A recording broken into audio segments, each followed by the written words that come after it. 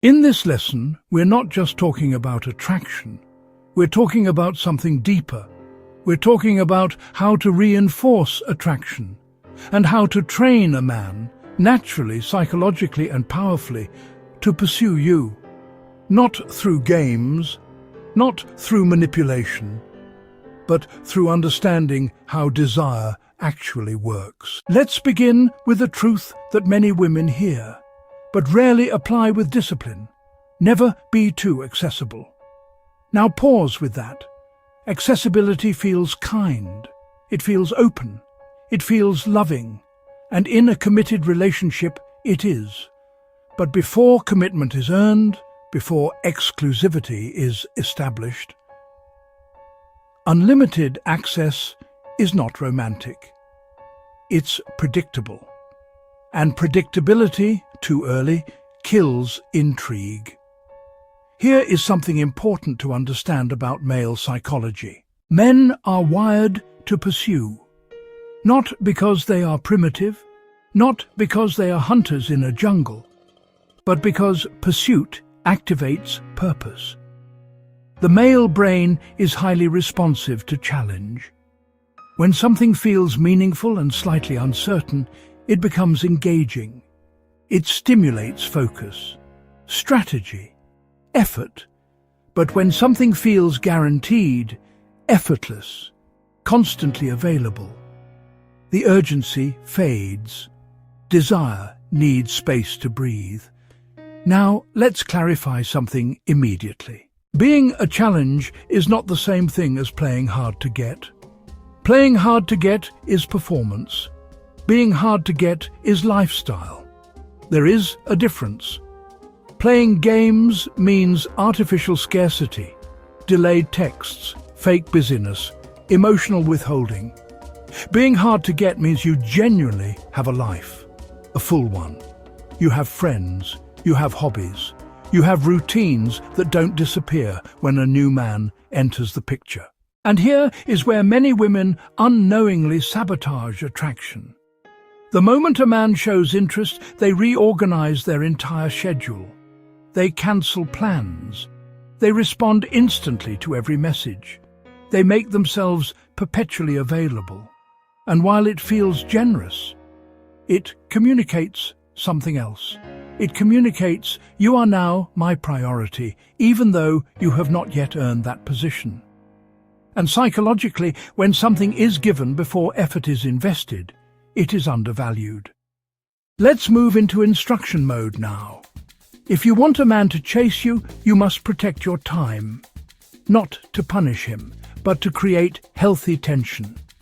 When he texts you at 6 p.m. and you're at dinner with friends, you don't drop everything. You enjoy your evening. You respond later, calmly, warmly, but not instantly. When he asks what you're doing this weekend, you may already have plans, and you don't cancel them just to be available. You say, I'd love to see you Sunday, Saturday, I'm booked. Notice the tone. Not dismissive, not apologetic, not defensive, just full. Men are attracted to fullness, because fullness signals value. Now, let's go deeper. Men rarely admit this out loud, but they want your attention. Read that again slowly. They want to desire you. They want to feel that earning your affection matters. If your attention is cheap, it becomes background noise. If your attention is selective, it becomes a reward. And rewards create pursuit. Here's another layer most people miss. A high-value woman is not desperate to escape her single life.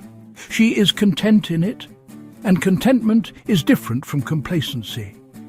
Content means you are satisfied. You enjoy your life. You are open to love, but not starving for it. Complacent means you've given up. The difference is energy. Content energy says, I like my life. If you enter it, you're adding to something already good. Desperate energy says, please become my life. And men feel this difference immediately. A woman who is content in her singlehood is magnetic. She signals emotional stability, independence, self-respect. That makes a man lean forward. Now, let's talk about standards. When men say they want a challenge, but not a woman who plays games, what they actually mean is this. They want a woman with boundaries, a woman who does not tolerate disrespect, a woman who does not overshare emotionally too soon, a woman who does not give physical intimacy without emotional investment. Boundaries are not walls, they are filters. They separate the lazy from the intentional. If a man disappears because you are not instantly available, he was never serious. If a man complains because you have your own life, he was looking for convenience, not connection. The right man does not resent your fullness. He respects it. He rises to meet it. Now, here is one final crucial instruction.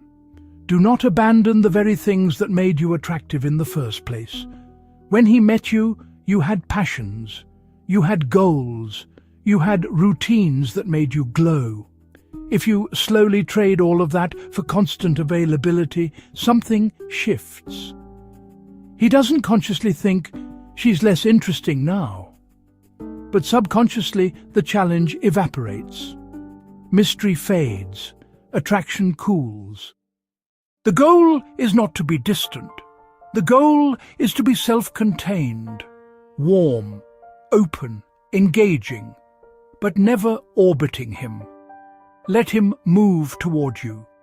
Let him invest. Let him initiate plans. Let him feel that your time has weight. Because when a man works for access, healthy work, respectful effort, he values what he earns. And when he values it, he protects it. So as we close this chapter under this quiet lamplight, remember this. Reinforcing attraction is not about manipulation. It is about self-respect. It is about guarding your time, maintaining your life, holding your standards.